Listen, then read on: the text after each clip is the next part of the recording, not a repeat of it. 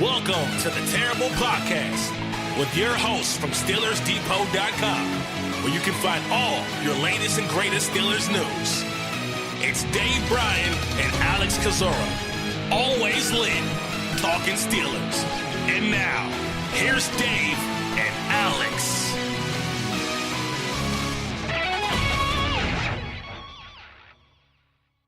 Welcome to the Terrible Podcast, Season 9, Episode 86. He's Dave Bryan. I'm Alex Kozora, SteelersDepot.com. And Dave, you're back from your Florida trip right on schedule, right on time, because, wow, we have some big news to talk about today. I feel like I cheated. I get back right in town.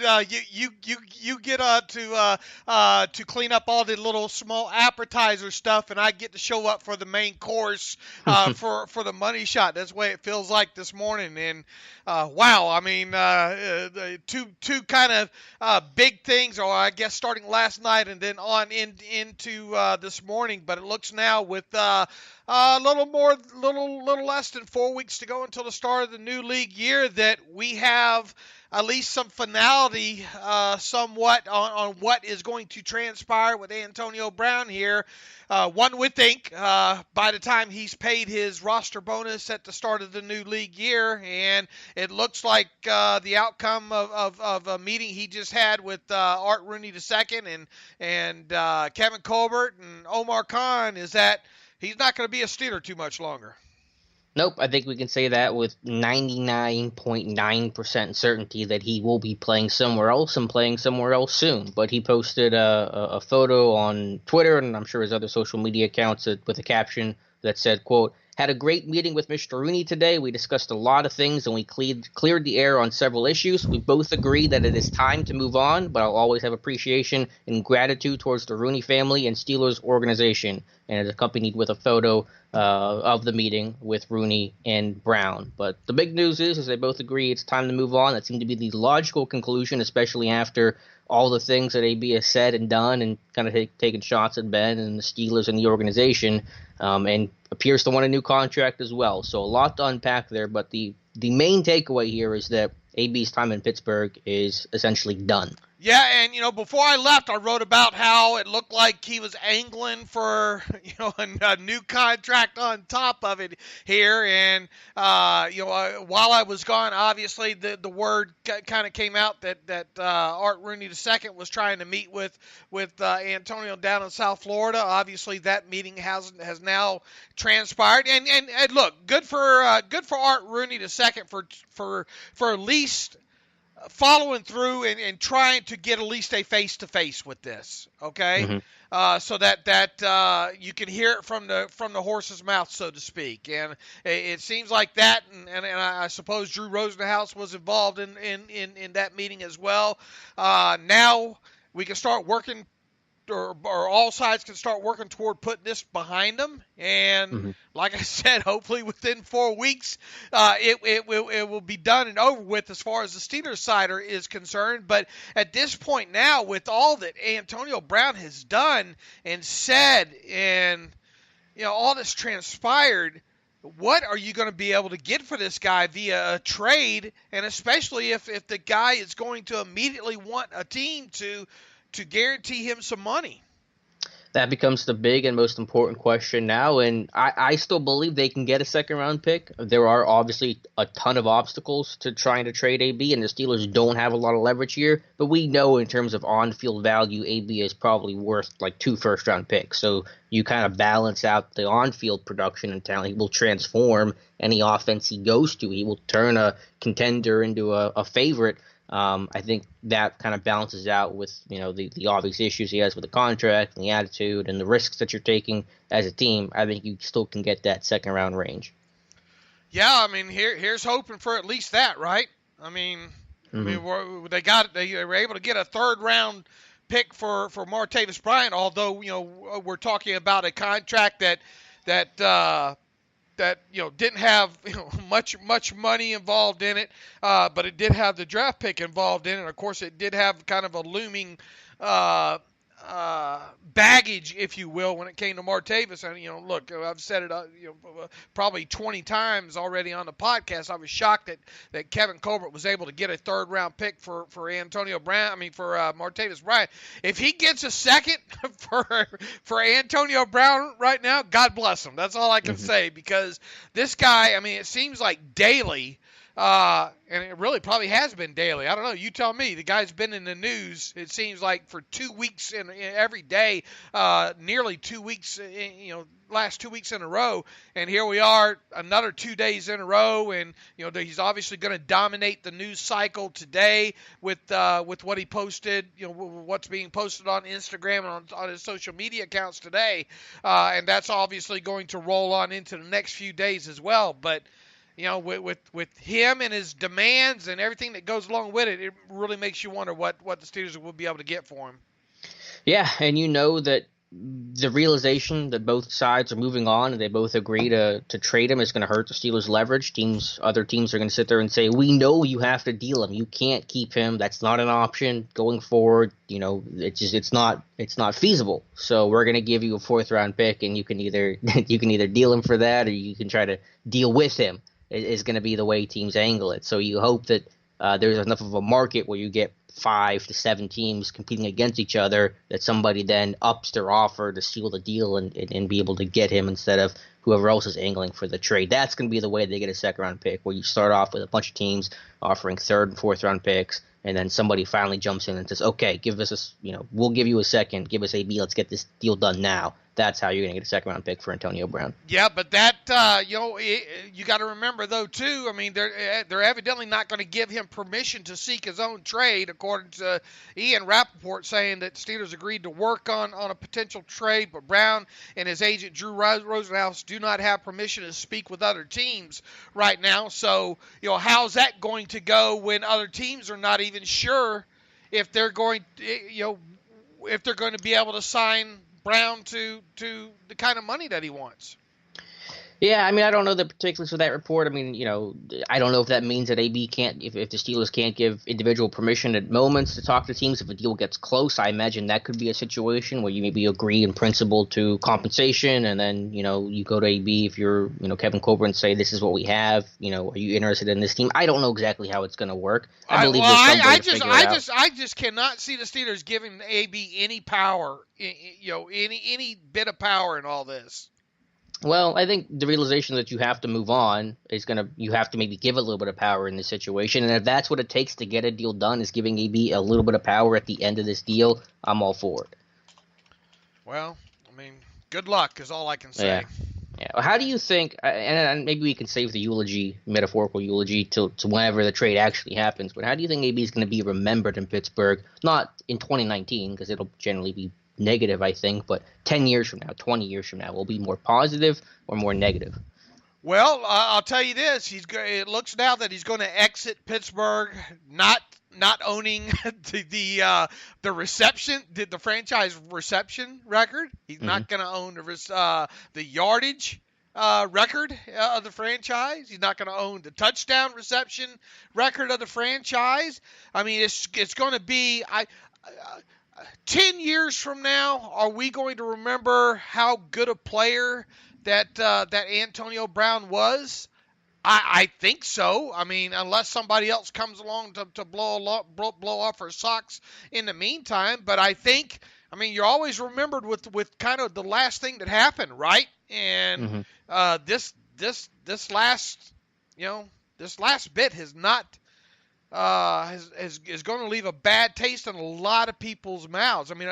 10 years from now, are you going to see 84 Brown jerseys in the stands of Heinz Field? Yeah, it's a good question. I kind of doubt it. I think it'll generally be remembered negatively. Now, I hope people remember how stupid talented this dude was, not just how stupid he's been.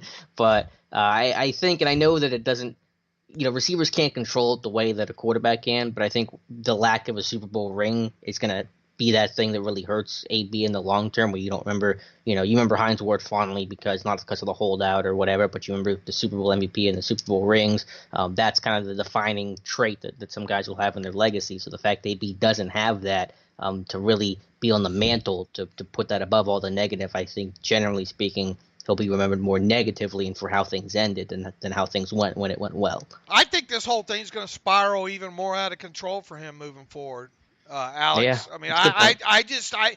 this is a guy that cannot stop paying attention to his own press, kind of T.O. like, kind of Chad Johnson like, and once that worm gets embedded like that, it's not going to get any better with him, I don't think. And wherever he lands, if it doesn't go well right out of the chute, it's gonna be throw me the damn ball, Yep. and if he's not throwing the damn ball and they're not winning, it's gonna get ugly again real quick. I mean, this guy has become huge poison right now. Would you trade for him? I mean,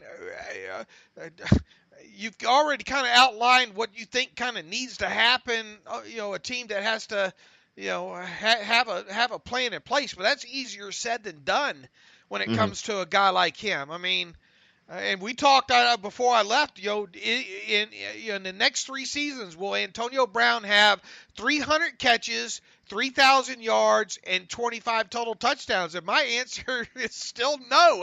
I just don't see this thing going well from here on out. And look, he is a very, very talented wide receiver, but I think him playing with Roethlisberger and Roethlisberger's style has helped foster that along the way. Now, granted, those two were able to know the right hand kind of knew what the left hand was doing in certain situations. I think that even made him even more deadly. How's that going to be when he goes somewhere else and he's not immersed in the playbook and maybe not reading the hots and running, a more structured offense per se? So all great questions. And to the original question of would I trade for him, I know it sounds cliche, but it's going to be the truth for any team that does take the chance on him. You got to have a strong locker room. You got to have good leadership. You have to have the discipline and the confidence in your coach to be able to enact any discipline and draw that line early so he doesn't, take a mile when you give him an inch. That's going to be required. But you're right, because he's never played with a different quarterback before, largely speaking. He hasn't played in a different system. So that chemistry he had with Ben was unique and special, and you got to unlearn all those things you had with Ben because it's going to be different, the nuances with a new quarterback. So I still think he'll have success. I still answer yes to the questions of you asked of 300 receptions, 3,000 yards, 25 touchdowns. But yeah, it'll be a challenge, and that's going to, again, hurt the Steelers' leverage in this thing because it's going to help narrow down the teams interested, because if you don't have a strong head coach, a strong locker room, veteran leadership already in place, you're probably not going to be as interested as you could be. I tell you what, to me, there's not going to be many teams lining up to deal for him on this. Now, could a few of them wait until he's cut maybe and then go after him if that's the plan of action? Possibly. But I don't know if I'd go after him right now until I know for sure what his demands are and know that I can get him underneath a contract that A, he'll play under, and B, I can get out from underneath of at the same time. And I know that's asking for a lot there, but I guess how surprised would you be if it gets to the point where the Steelers cut him?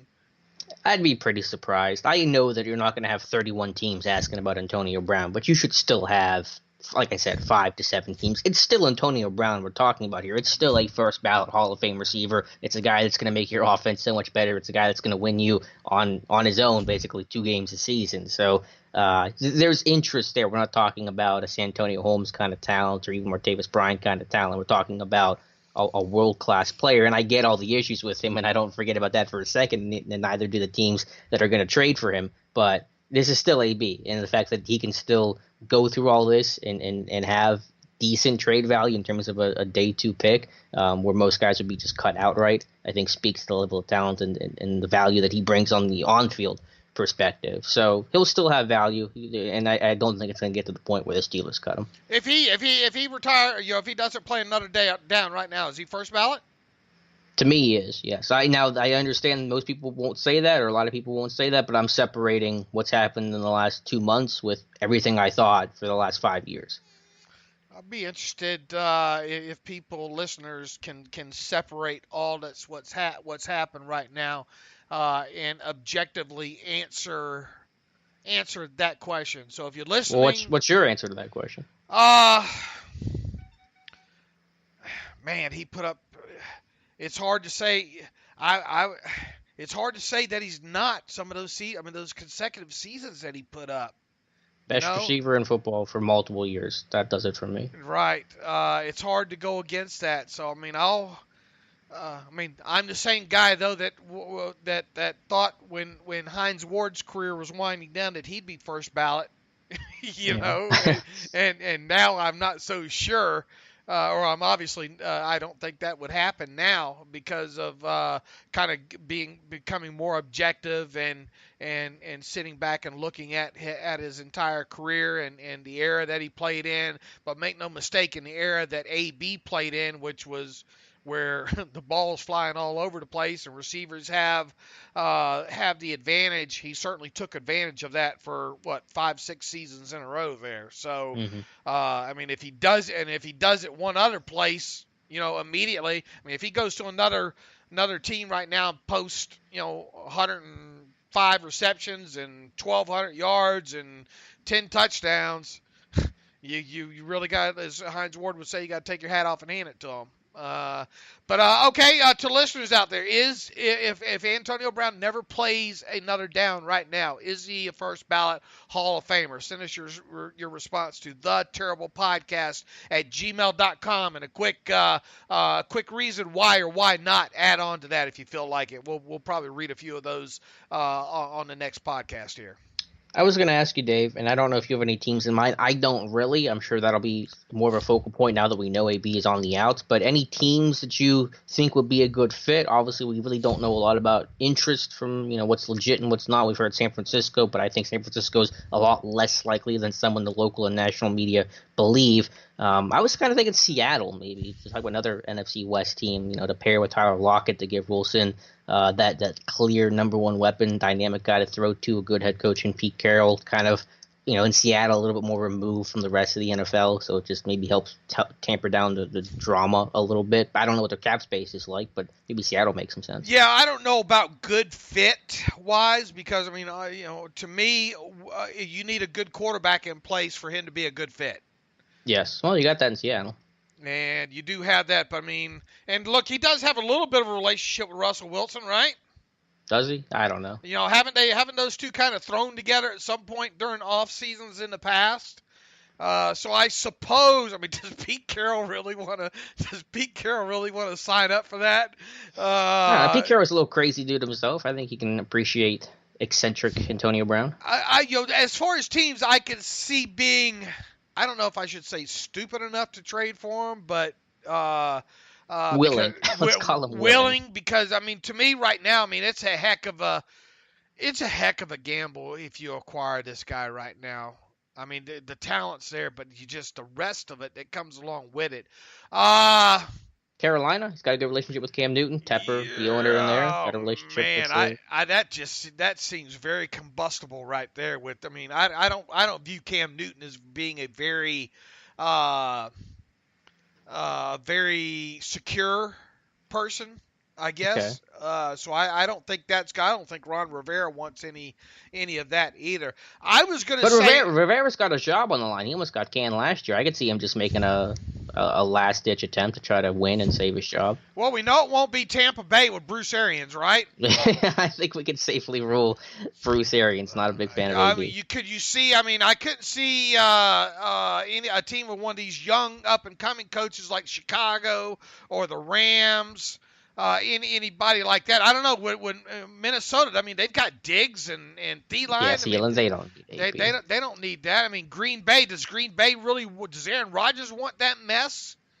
Yeah, I don't know if a Matt LaFleur, rookie coach, is going to ideally start to look to take. And I know Green Bay's kind of become a bigger player, but still to go from, no free agency moves ever with Ted Thompson to go to getting AB, I think is a big stretch. Arizona, why would they sign up? Could you imagine Larry Fitzgerald, Patrick Peterson, and Antonio Brown in the same locker room?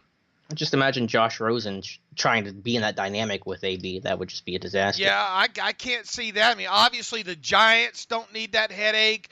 I guess I could see, what's Washington got going on right now with the Redskins? They need a quarterback. Yeah, but, I could see that maybe. Who was the other one here? I mean, obviously, Lord knows what Oakland, what Gruden, what. I mean, the guy traded, he traded away Amari. I mean, geez. I mean, uh, could Jacksonville be it? Could you imagine Flacco to AB in Jacksonville? Well, Flacco's. Did you hear about Flacco? He's in Denver now. Oh, that's right. That's right. He's Yep. getting traded. No, what? Who am I thinking? Maybe getting to Jacksonville. The other one. The other free agent quarterback. Teddy Bridgewater. No, the other one that was presumed. Nick Oh, Foles. Foles possibly being on the move. That's the one I was thinking of. Okay. Foles and Foles to AB. Could you see that? I mean, ideally, you don't trade him to an AFC team. Now, it's obviously better than trading him AFC North or like New England. But I'm going to make every attempt possible to make him go to the NFC. I'll put it that way. The other one I think that comes to mind is maybe Miami. Yeah, but again, they're starting square one for quarterbacks too. I think it's tough for a team to try to find a quarterback and to get AB in the mix all in one offseason and afford all that too. If you got a young quarterback, I mean, are you going to sign up for AB? I mean, likely no. I mean, like Sam Darnold in New York. I mean, why would you do that to that kid? Yeah, and can put you him imagine in a New York stage? And New York on top of it. I mean, Buffalo's close enough to New York too. I mean, that the media would be all over that as well too. I guess it wouldn't be as bad. I mean, they're not going to trade him to any team in the AFC North. Right. Not New England. What about Indianapolis? I mean, could he survive there with Ty and Luck and? Possibly, but do you want to trade him to an AFC contender where you're going to be you're hurting your team and you're helping a team that's going to be pushing you for a potential wild card race or a playoff matchup? I'm not doing that. Okay, yeah, but we already agreed the list is going to be of teams willing to take on AB is going to be very small, right? So, and then now you're trying to weed them out on the back end, say, well, you can't I trade think them there. 5 to 7 isn't very small, and I think you could have if you can get 2 or 3 NFC teams going at it, you can make it work. Or an AFC team that just isn't that super high competitor. All right. Well, name me 5 NFC teams. Well, I can give you like I said, 2 or 3 NFC teams. Seattle, Carolina. I think that still makes sense. You could throw in. Sorry, we'll throw in Jacksonville. We'll go an AFC team there. I can live with that. That's 3. I just can't see San Francisco doing it. I mean, I know AB wants to go there, but I don't know. Maybe Lynch and Shanahan. Maybe that's something they're willing to take on over there. But to me, you're asking for it, man. Yeah, I'm not crazy about the idea to San Fran. Like I said, I think the chances are a lot lower than most people think. I'd have to come up with a whole list. I'm just doing off the top of my head. But I think Seattle and Carolina are legitimate fits, provided they have the cap space, because I have no idea where they're at financially. What do you think? Speaking of Flacco to the Broncos, we obviously haven't talked about that yet. What do you think about that? I think it's almost a lateral move for John Elway. I don't know what the allure of Flacco is. I think he might be. I think he is a little better than Case Keenum, but he's not going to get you anywhere. And so I don't know what the long-term plan is. To be a 9-7, one-and-done kind of team. Is that the goal here? And the thing with Foles, I mean, really his best landing spot would be Jacksonville, right? Probably. I haven't done all the math, but in terms of need and teams that have the space or Washington, right? Yeah, I think it's probably where he goes, one of those 2 teams. Okay. Man, I'll be so glad to stop talking about this in about 4 weeks. It'd be nice to see if they can get a deal worked out with another team. Obviously, we're not. I mean, we're coming up on combine time, and that means Kevin Colbert's going to be next to be talking, and I'm sure he's going to be peppered with questions about AB at the combine. But I mean, are we going to learn? Will we know by the combine who AB's being dealt to? No, but I think we'll find out shortly after the combine, because that's the time where everybody talks. That's where deals get made. I think you put the framework of a deal together at the combine, and then a week or so after you get back to your respective cities, you work out the details of it. Has has the way this has transpired since week 7? Lord knows, it feels like we put in a full season on this stuff. Has the way that any of this transpired surprised you one bit? Well, I think if you go back to the very beginning, when we first learned that AB had kind of gone AWOL and was a weird situation, I was hopeful and maybe even a little naive and optimistic that the two sides were able to come together and at least talk to each other. It's surprising that it took until February 19th for AB to talk to a Steelers front office member and just to get some clarity on the situation. So that surprised me. But I guess beyond that, once we started to really get into this thing and realize kind of how messy it was, nothing really surprises me. I mean, there's stuff that I shake my head at, but nothing I guess I'm super shocked by. And what about his comments about Ben and all last week? Yeah, he had a Twitter Q&A, which tweeting through it's a bad idea for anybody, let alone if you're Antonio Brown. Just saying that Ben has an owner mentality and, criticizing him for having the freedom to call guys out and the fact that other guys don't have that freedom. There is some truth to that. We know that Ben has the most freedom on the team, and I understand why that can be frustrating as a player and why that double standard exists. And, again, the source of frustration there. But, I wrote an article today because there is this perception that Ben never takes accountability for himself, never puts the blame on himself, and that's simply just not true. And I pulled up 14 examples from the last 8 years or so, and that was just a real quick half-hour kind of search that compiled all the times that Ben pointed the finger squarely at himself. So, I think we have to have perspective and some nuance to things that the internet does not like in this conversation that says that Ben will point the finger at himself just as often as he talks about somebody else.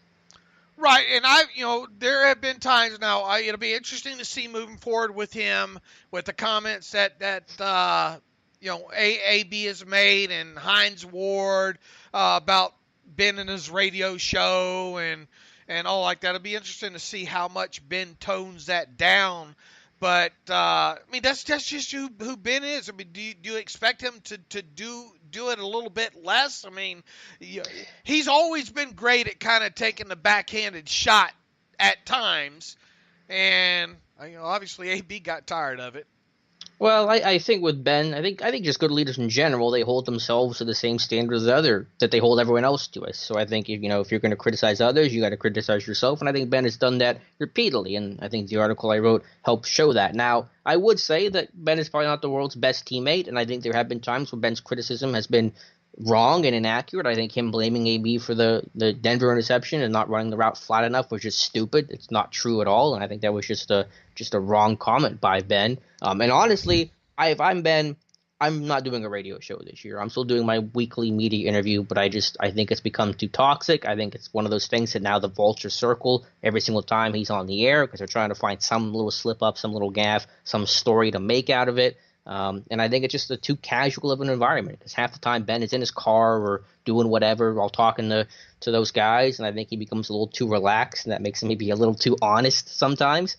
And I think it's honestly just a good idea to scrap the radio show. All right, 30 minutes on Antonio Brown. 30 more next time. AntonioBrownDepot.com. All right, what about the other? What about the other one? Le'Veon Bell, everyone's second favorite topic. Today's the day that the team can begin to place a transition or franchise tag. That's when the window opens up league-wide. There's been conflicting reports of if the Steelers will put the transition tag on Le'Veon Bell. A lot of local media guys say that they will. Jeremy Fowler from ESPN says they will not. I think most people know where you and I, Dave, stand on this, that we don't believe putting the transition tag on Le'Veon Bell is a good idea, but the window opens today, and the deadline is going to be March 5th.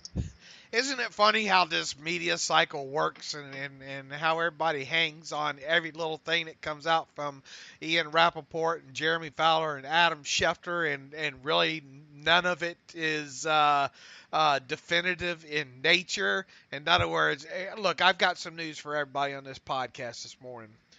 The Steelers are either going to tag or not tag Le'Veon Bell. It's a bold prediction, Dave. Yeah. See if it pays off for him. Yeah, and it seems like it's been coming to this point now for several weeks, Alex. Look, nobody. The only people I think really know right now is at this point is Kevin Colbert, Art Rooney II, and Omar Khan and Mike Tomlin, and maybe Le'Veon. Maybe Le'Veon doesn't even know at this point. Mm-hmm. To me, and I've said it time and time again, I just don't see the value in doing it unless you're for sure that you can probably match it, or you just want to make it, You just want to set a precedent. Either you know that you're going to be active enough in free agency coming up here that it's going to offset whatever whatever value you would have gotten from him, compensatory value, by letting him walk without tagging him. Mm-hmm. All right. That you're just doing it to kind of set precedent on him, like I said, and who knows? Maybe his market value ends up a lot less than what he thinks it'll be, and look, the way the Steelers do deals and the way they guarantee money, it's just hard to imagine that any deal that Le'Veon Bell gets that the Steelers will want to match because of the guaranteed money. Exactly. Yeah, you said if the Steelers are confident they can match, but I don't know where you could get that confidence from. I mean, the way these teams are going to structure deals, they do contracts differently than Pittsburgh, and that's very well known of how Pittsburgh and Omar Khan and company operate. So unless you want them to twist in the wind, like you said, and just because you told Bell last year that you were going to transition tag him, just to kind of stick to your word and like you said, kind of keep that sort of precedent and stick to what you said was going to happen with Le'Veon Bell, but I just don't see the point. And I honestly, I don't think they tag him. And I know a lot of reports are counter to that, but I think it's a mess. I don't think it makes sense. It doesn't seem to fit with what the Steelers want to do. They don't want to keep Bell long term. I don't see the point. I think they don't. I think they just let him go. And that's what I've pretty much have been in the camp of for forever now. I just don't see the value in it. And for people say, well, we'll do it and trade him. We've already hit on that. In order to trade him, he has to sign some sort of deal. Mm-hmm. So I mean, he would have to. The most feasible way for him to get himself traded would be to actually sign the transition tag. Yeah. And go from there. In other words, he gets transition tagged, he signs a transition tag, and then the Steelers trade him that way, and then it becomes another team's beyond the onus on another team to try to get him signed to a long-term deal from that point forward. But once he signs that tag, that's signing a one-year contract. So, he's kind of limiting his options as well, too. Now, the other way of assigning, somebody, I forget who sent it to me and said that, if he signs a deal with the Steelers and then they trade him within 24 hours or something like that here. In fact, I think it was Ed Bouchette wrote in the PPG about Bell.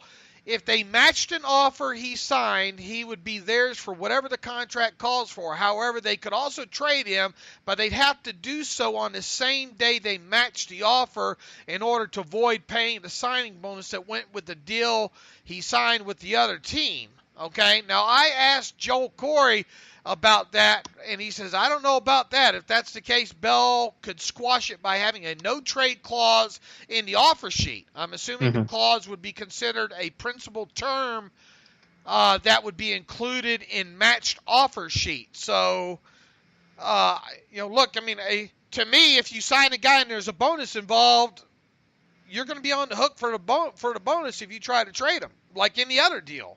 So I'm not sure where Ed Bouchette's getting this. If they matched an offer he signed, he would be theirs for whatever the contract calls for. However, they could also trade him, but they'd have to do so on the same day. I guess it would have to be before. I guess what Ed's saying is before the deal is actually filed. I guess, but the transaction would still show the Steelers signing him and then trading him. So even if that's still, I don't know how that would work. Yeah, and like I said, I took that exact quote from Ed Bouchette and sent it to Joel Corey, former NFL agent, and he, for him replying, I don't know about that, somebody I think's got their signals crossed here. So that, unless there's a gray area in that, all along I said, unless I'm missing something here. It would have to be missing something involved in that little bit right there. But I mean, I haven't seen anything to back up what an Ed Bouchette has put out there. So I guess. I mean, I just don't know how it would work because I mean, as Joe Corey said, Bell could squash it by having a no trade clause in the offer sheet. The other thing is you mentioned about Bell signing the transition tag. Well, Bell's not going to sign that if that transition tag's $9.5 million. Like he know because that's going to set a precedent potentially for himself about what he's worth, and he doesn't believe he's worth $9.5 million. So there's that obstacle too of you got to figure out first of all how much is that transition tag actually worth because he's going to say it's 14.5 because he was tagged last year. The Steelers are going to say it's 9.5 because that's what the league has set. You're going to have a whole arbitration and grievance over that. So even that path I think seems really really difficult. Right. So, I mean, we'll see. I mean, they have a couple more weeks to get this done. And last year they tagged him right out of the chute, didn't they? Day one, wasn't it? Did they? I don't remember. thought I was looking back. I thought it was later in the process. I'm not. But I could be wrong. Look back. Yeah, I'm trying to see here. March 6th, I think. I'm looking at ESPN here. So that had to be later in the process. I thought it was the end of February. Well, let me double check, make sure this actually was when they signed them. I'm just looking at a headline here. The Steelers officially. Okay, I'm looking at one. Steelers officially placed franchise tag on Le'Veon Bell on a March 6th. There was a report on March the 5th expected to. I think all of this was expected to, but I think it was March the 6th, 2018. Albert Breer, and of course all the reports followed after that, officially tagged Le'Veon Bell on March the 6th last year, which would have been about a week out, right? Yeah, they generally do it a little bit later, and so that's what I would expect with Bell here, is that I think that, again, the deadline's March 5th, so I think if they do want to tag him, expect it March 1st, somewhere around there, that Monday before, maybe, whatever the calendar says. All right, well, we'll just sit back and wait on that. What a mess. To lose. Let me ask you this. Well, we know Brown is basically gone, but Brown and Bell, are they Steelers in 2019? I don't think so. I don't think so. Yep, I think they're both gone. I think you need to move along. Look, I think just from the headache aspect of it too. I mean, as long as you have a quarterback, I hate to keep going back to this, but, man, as long as you have a quarterback in this league, and now obviously the defense will have to improve even more, over last year. But if you have a quarterback, and look, are they going to be able to put up the numbers and the yardage that they put up the past few years? No. No. They're going to have to run the ball more consistently, successfully. Okay, not necessarily more, but they're going to have to run it more successfully when they do run it, and they're going to have to get a lot of help from the defense moving forward. But we've seen that you can win that way in the NFL. Randy Fichtner had it easy last year, at least relatively easy. He's got his work maybe cut out for him a little bit more this year. Yeah, and look, I mean, if you move on from AB, you really have got to invest a draft pick and a wide receiver, at least in the first 3 rounds, somewhere in there. Yeah, and maybe that's a good time to segue into my first mock draft that I put up Monday that does have that, a receiver going in the second round, Deebo Samuel, which I think is a really good fit, and a strong character guy as the X receiver to replace AB. Obviously, one man isn't going to be able to replace AB on his own, but with the mock right now, not having the compensation for AB and not knowing free agency moves, it's a little bit tougher to do. But I agree. I think you have to go with a big offensive weapon, like you said, probably first 2 rounds. Right, and 20th, though, I mean, who, you could, I guess you can, it'll depend on, what do we think Deebo's going to run? He'll run well, not the fastest. He'll probably be a 4.42 kind of guy, if I had to guess. All right, so, in other words, within the first 2 rounds, we expect him to be, is a good gauge on where his value is pre-combine, obviously. Yeah, and I think, having him at round 2 in that 50 range, I think is on the low end. I think he could go a little bit higher, but if he is going to be the 5th or 6th receiver off the board, which I think is realistic, generally those guys go between 40 and 50. So I think this is on the low end of things that where Samuel could go. I think he could go higher. I think he could even be a late first-round pick. But for now, we're going to go with I have to do with Deebo Samuel. Would you at all consider him possibly at 20 overall? I do. I think that is possible. I kind of even toyed around with that idea in some of the pre-mocks I was doing before I wrote the article. So would I love that? Maybe not, but I could understand it. And hey, they took Terrell Edmonds, who we thought was going to be a second-round, third-round pick last year. Who is there? Who would you say there's less question marks about as far as NFL future goes? Byron Murphy or Deebo Samuel? I think they're pretty comparable because they are, well, Debo's not small, but he's a smaller guy compared to like N'Keal Harry and DK Metcalf and guys like that. I think maybe Murphy has some more question marks because he is a redshirt sophomore. There isn't as much tape to look on him, but Debo had some injury problems and some hamstring soft tissue injuries in college. So I'll lean Murphy has a little bit more of the question mark to him because he's a younger guy, same as a senior, and so that alone just creates more of a projection. All right. As far as others, you obviously had Byron Murphy going with your first pick, and I think you've been kind of. Didn't you have him in a Senior Bowl? Is that the first time you mocked him? Yes, because he's a redshirt sophomore. Okay, so your last one was a Senior Bowl mock, right?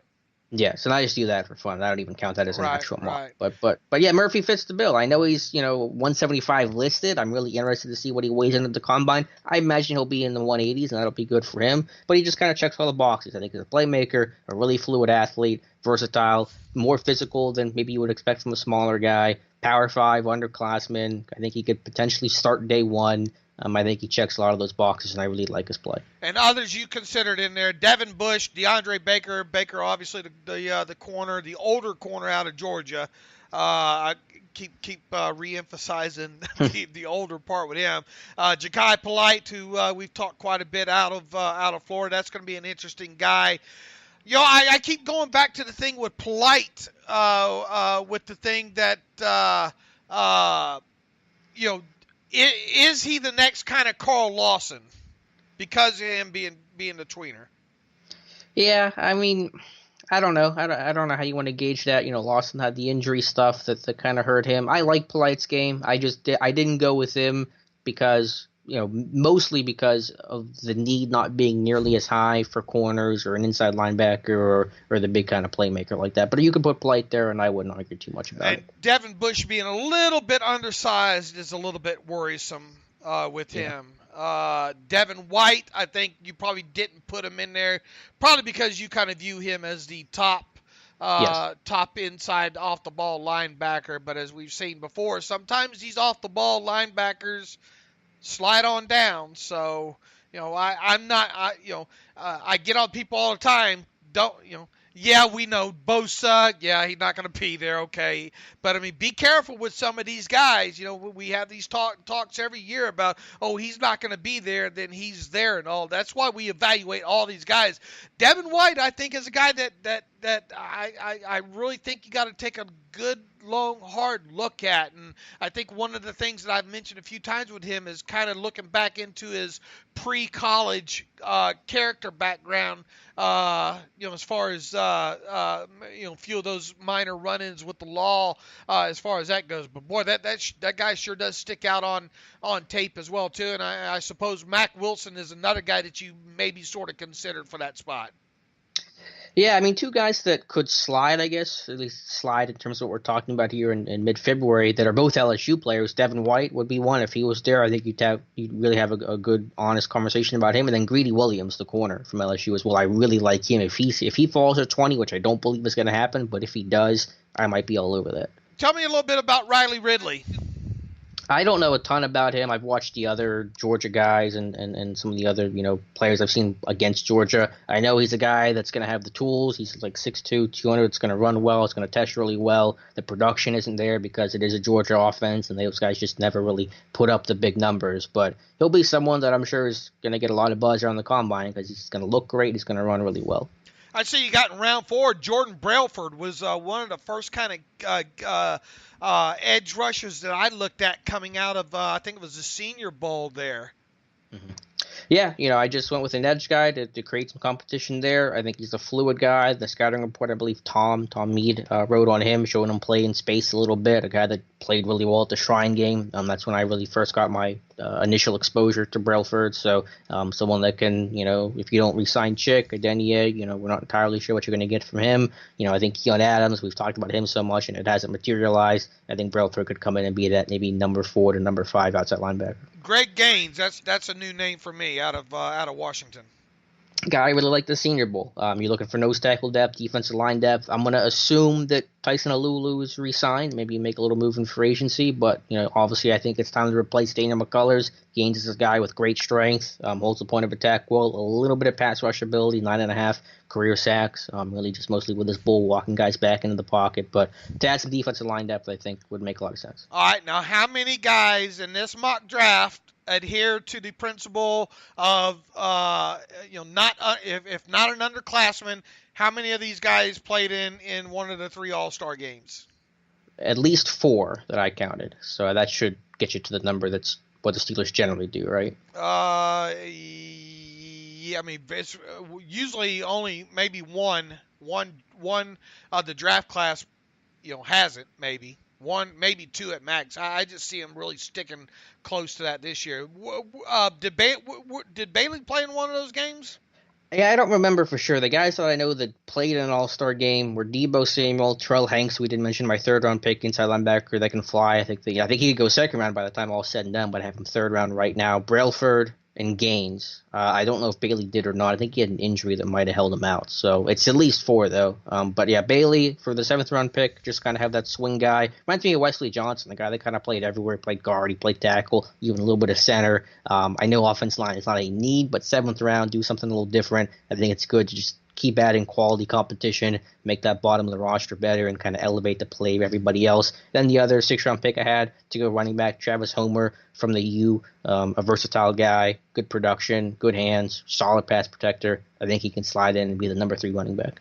All right, I guess that means it's my turn to it is to finally by this weekend, hopefully by Monday at the latest, I should have my first one up, and you can count on it, including a lot of the All-Star participants and all, and an underclassman or 2 in that. I want to watch a little bit more. I haven't watched a lot on Terrell Hanks out of New Mexico State. I need to do a dedicated study of him. When I did my Senior Bowl mock draft, I actually went with Jermaine Pratt from NC State, and I had got a lot of comments back talking about Terrell Hanks. Why didn't you go Terrell Hanks? So I've looked at him some. A lot of guys on Twitter love him. He might be a smaller school guy, but still Division I, and just a really good athlete with sideline to sideline range, heavy production in college. You want to look for that 3-down linebacker that can make splash plays. It's done a lot for you. He's had 100-plus tackles each of the last 3 years, 43.5 tackles for loss, 11 sacks, 8 career picks. I mean, you're just on a stat sheet alone, you're seeing the versatility of his game. You watch some of the tape of him. You kind of see it translate, an instinctual guy, a really strong athlete, someone that I believe can be your 3-down linebacker. So I think 3rd round right now is kind of where he's projected to go. I think he can have a really successful combine. I think that could push him up, and you could even start considering Hanks in round 2. Before I left out of town, I put up a contextualization of Florida defensive back Chauncey Gardner-Johnson and underclassmen this year. If this guy has a good combine, I mean, are we talking about him as at least a 2nd-round player? I've even heard 1st round. So I looked at the clips that you had. They were really impressive. I don't know much about him beyond that, but I've heard some people say that he could sneak his way into the 1st-round conversation, I guess, similar to the way Terrell Edmonds did this year. I mean, you look at him and you look at what he's put on. He's kind of that master or jack of all trades, He's definitely a guy. He's not afraid to play in the box and hit and tackle and all. So I mean, is this a guy that could potentially be, your new Morgan Burnett? Yeah, right out of the box. The one thing in my mock that didn't get addressed, the big thing at least, was that dime linebacker role. And I think Marcus Allen can come in and compete for that next year, but do you want him in that starting role and hand it to him? Not really. So that's something that you have to either work through the draft. It's tough to find that guy. I kind of prefer to do it in free agency where you've kind of got more of an NFL feel for how he plays in that spot or how he's going to translate to that spot. But yeah, that's going to be a position that you have to address as well, because Burnett should be released here within like a week or so, you'd think. Yeah, after they get back from the combine, I think that's That's fair. when Kevin Colbert likes to do that. The thing that I haven't got a good grasp on with Chauncey Gardner-Johnson with his tape is the overall athleticism. So what do you think he'll test, or do you not have that feel for that? Yeah, I'm thinking. I mean, 4.5 or 4.4? Yeah, I don't think he's gonna be in a 4.4, but if he does, look out. I mean, if he, if he, I just haven't. I don't have a good feel. I haven't watched enough of him to get a good feel on that. So, and that's kind of tough to do sometimes. And that's kind of fun when you get into the combine, so you can see some of the measurables, and then you go back and then you say, well, can I see that? So that'll be one of the things. I mean, this is a guy that should. I mean, he should test relatively well across the board. Just how well. I mean, how big is he? He's right at 6'0", isn't he? What's weight? 200? I forgot what I had on him before I left out of town.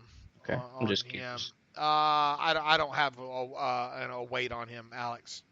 Okay. Well, I mean, safeties they don't all run 4.4. You don't have to demand a 4.43 kind of guy. So if he runs 4.5, 4.5, 4.51, 4.52, I mean that's nothing to sneeze about, especially with his experience. Look, he's still young. I think I don't think he'll turn 22 until like December, something like that. And look, the Steelers like him young, right? Yeah.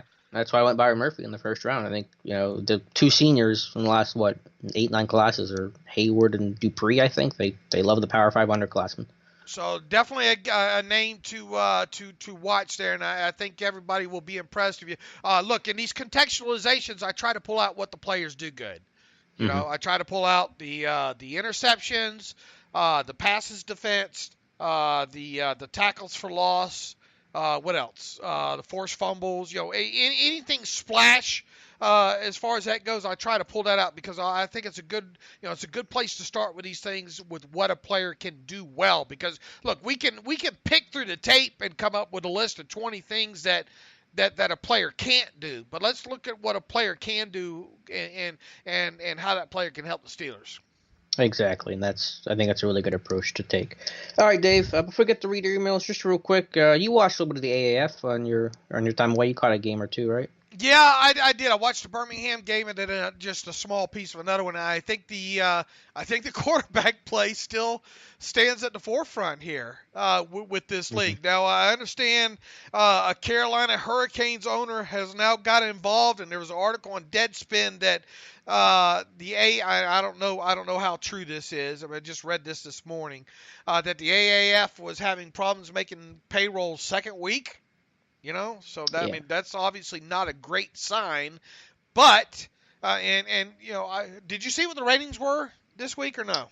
I haven't seen them. I assume that they're probably half, though, as these things typically go from the first week to the second. Right. I wouldn't expect they increased over week one, and I know just looking at the Birmingham game alone, didn't look like, I mean, just in the shots I saw, that didn't look like the attendance was all that great. And like I said, a week ago, they got people are only going to watch this if it's arena like, and the quarterback play, at least what I've seen so far, has not been great. And I like watch good defense and all like that, but I think if they're wanting to be able to sustain this with advertising dollars and money, they're going to have offense involved, and in order to have offense involved, they're going to have some quarterback play. Now, I did see where just some highlights. DeMarcus Harris looked like he had a good weekend.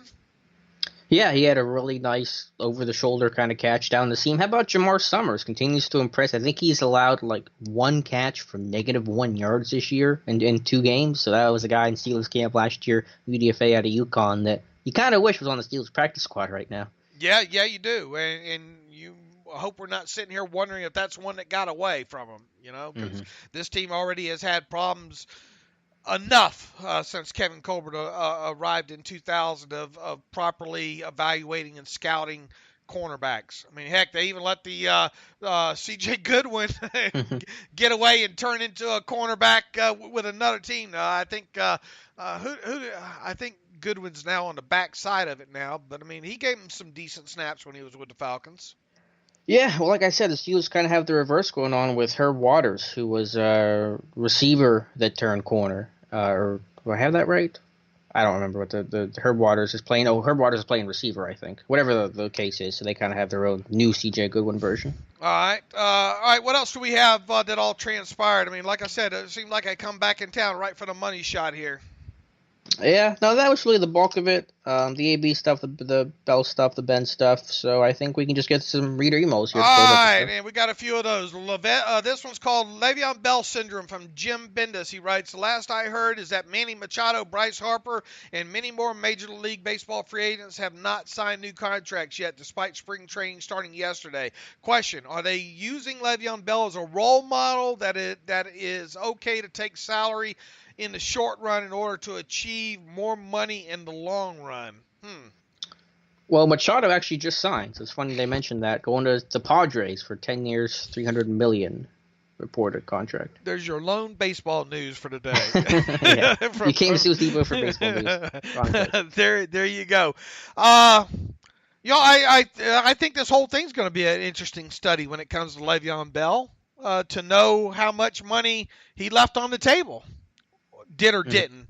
We're going to find out very soon, 4 weeks or so, 5 weeks or so. We should have our hopefully have our answer as far as Le'Veon Bell, if that risk, of him sitting out the season and turning down that deal was worth it as far as what he would have had in the bank by now had he signed that deal with the Steelers versus what he gets first year money from whatever team this year. So I guess that's kind of what Jim is asking. Are they using Le'Veon Bell as a role model, that it is okay to take salary in the short run in order to achieve?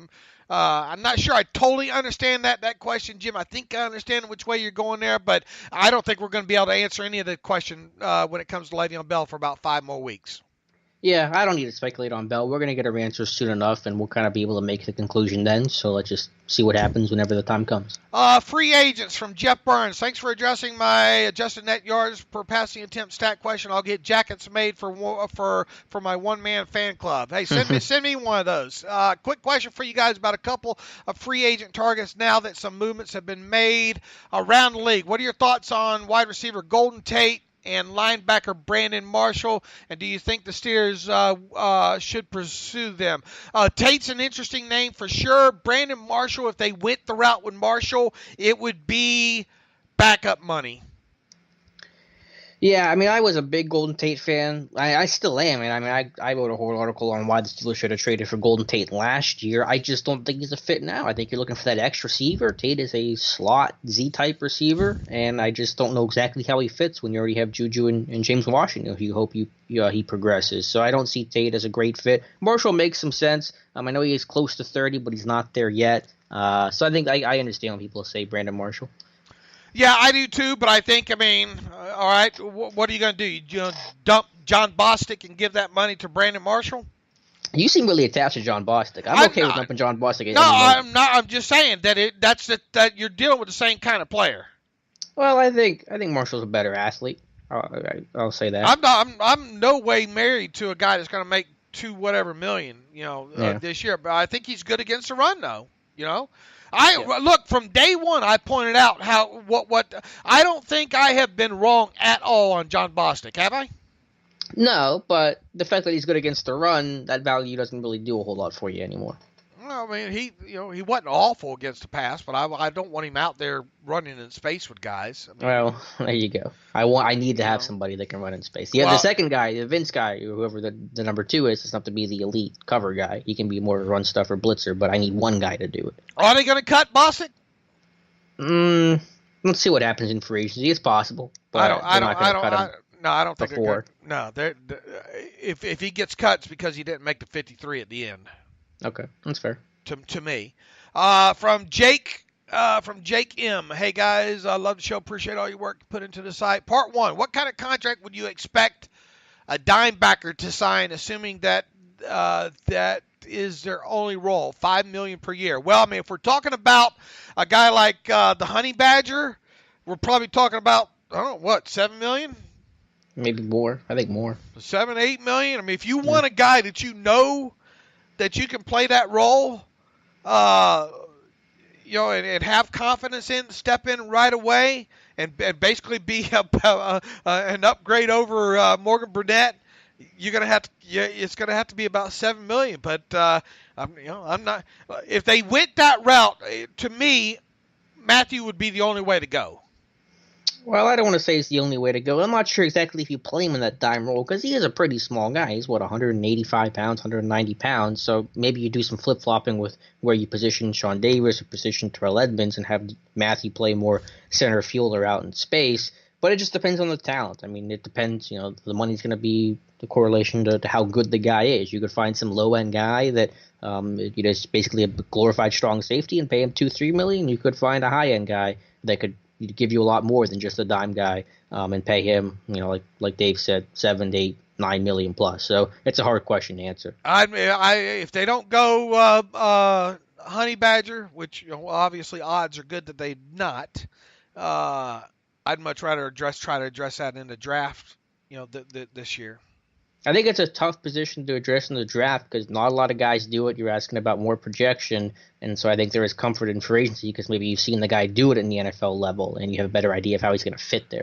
Part 2, he writes, thoughts on Glover Quinn as a potential dime backer. He was released by Detroit a few days ago. Not sure how much he's declined, but he always seemed to play pretty well when he watched the Lions. Isn't Glover like 33? So let's not do that. I think that's just Morgan Burnett. Yeah. Bugalo. The thing too is with the Steelers and defensive free agents, they'll sign them on the wrong side of 30, but they're not signing them for any money. Yeah. So I mean, if they wanted to kick the tires on Glover Quinn and him, the Steelers, it would have to be a minimum salary benefit deal. And in other words, I just don't see that happen with Glover there. Let's see. Joshua, good Lord, Joshua wrote us a book here. Joshua, can you condense this down for me, make it easier for me to read on the podcast here? That would help out a lot. Just it's so hard to get to these things that are so long. Let me see if I can find something else that came in here. Eric Heiss, can you please? Let's see. No, that's not it. That's something about different stats. Transition tag from Thomas Fortin. Was thinking, have you guys explored the Steelers would be inclined to match another team's offer in free agency under the transition tag? We assume he will get more in free agency than the Steelers would be willing to spend, but who knows what the market will pay. Might be easier to replace AB's production with having both Connor and Bell in the backfield. Thomas from Cold Calgary. Thomas, look, I mean, it comes down to the offer sheet that Bell would sign, and once again, if it's an offer sheet that has a lot of guaranteed money in it, talking about either a high signing bonus or the first 2.5, 3 years fully guaranteed. However, it doesn't match the way the Steelers do business, and especially with the running back position. Now, had Bell signed that reported offer that the Steelers gave him, they would have worked in their. It would have been, history shows that the Steelers, when they sign these players to these long-term deals, regardless of the terms, that the Steelers have a great history of paying out damn near the whole entire contract. So it would have taken something, a huge quick decline on AB's part or him getting in trouble or whatever for AB, in my opinion, not to get paid that money. That's why I think when you looked at, even though the quote-unquote guaranteed money wasn't there, I think all that should have been taken into account with him and his agent and all, as far as that offer that the Steelers had gave him. I just don't see, unless a team, and a team's not going to give Bell an offer sheet or try to sign Bell to an offer sheet that they think that the Steelers would be willing to match either. So, that's why I don't think Alex and I have explored much thought into the transition tag and Bell getting it and him signing an offer sheet with another team and the Steelers matching it, because I just don't see that happening because of the type of offer sheet that Bell would sign. Yeah, no, I agree. And I think we've reiterated that point several times. And let's see here. One last one from Joe Barnett. What do you think the offense will look like assuming Brown and Bell are gone and we attain average veteran wide receiver in free agency as we've done in the past and draft a wide receiver early to mid round in the draft? Will we pass as much as we did last year, or will we run the ball more? What would it take to remain a high-powered offense? Would we need to draft a wide receiver or tight end in the first round to get a higher profile offensive, or get a high-profile offensive free agent? It's not going to be what it was, but I mean, we saw that James Conner and Jalen Samuels were able to give you some degree of probably more than what most people thought of what Le'Veon Bell had given you the year before. Am I correct? To some degree, yeah. Now, even if you sign AB, let's say AB returns, he's not going to play. He's not going to touch the ball 400 snaps or 400 times. You said Bell or AB? Bell, okay. Sorry. Right. So, I mean, so you're going to need some level there. To me, you can get away. To me, I'm more concerned about losing AB than I am Bell. Me too. Now, how would you go about? I mean, to answering this question, what do you think the offense will look like, assuming Brown and Bell are gone? Yeah, I mean, like I said, Feetner's going to have his work cut out for him. You got to be more creative in how you get guys open. I think you have to scheme it open more because there's going to be more attention to Juju. You know, the defense is going to be playing with 9 guys because 2 of them are responsible for taking away AB. So I think it's really going to take some creativity. You worry about the red zone offense. That's the big thing for me. We saw the Steelers have maybe their best red zone offense ever, but certainly in the Tomlin era this past year, number 1 in the NFL and almost a record number. So, you know, AB had 15 touchdowns this year. You got to find ways to, you know, get guys to win in the red zone. So that'll be the biggest area for me. I think this team will still move the football effectively between the 20s because they still have Ben, still have enough weapons. Hopefully James Washington takes a jump that we hope that he does. But can you convert the red zone? That's going to be the big question. And like I said, Feetner's going to have to really, again, work hard to find ways to get guys open. How many of Brown's touchdowns last year were red zone? That's a good question. Probably I'm going to guess like 10 of them, maybe. I can try to look that up. I hear you clicking away, too. So you want me to get it, or do you want to grab it? I'm trying to get there. We'll see who wins. You use PFR? Yeah, I'm going to try to go to PFR, and let's see. Do they have scoring plays? Let's see. Passing plays, receiving plays. Let's see if we can. Oh, here's touchdowns right here. TD scores. I'm not going to be able to get that quick enough, I don't think. Well, I can try here. At least take a. Sometimes the thing is a little wonky. The table, whatever you want to call it. See if I can pull it up. I think he probably had 10 though. This was like a good number. Are you showing anything? Maybe 5. I want to make sure that I'm looking at the right stuff. Yeah, it looks like 5 actually. The screen just froze. Juju and Brown, I think, tied with 5 red zone touchdowns. Receptions, right?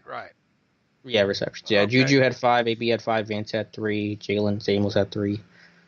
So look, the main thing that we keep going over with the offense is how the long fields, you know, how often they had to drive long fields last year. That you simply can't expect the offense to drive those long fields like they did previously without both Bell and Brown in 2019. That would be my biggest concern. Mm-hmm. Yeah, the defense will have to create more splash, and you need to get a little boost from your returning game to give you a better starting field position, too. And then, obviously, you're going to have to get a guy like James Washington to make a huge step in second year. And, I mean, do you address both the position in free agency and the draft? Probably, right?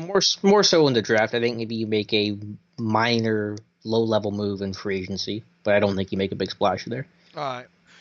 Okay, I think we hit on enough questions there that'll allow me to get back in the groove here the rest of this week, and next show will be on Friday.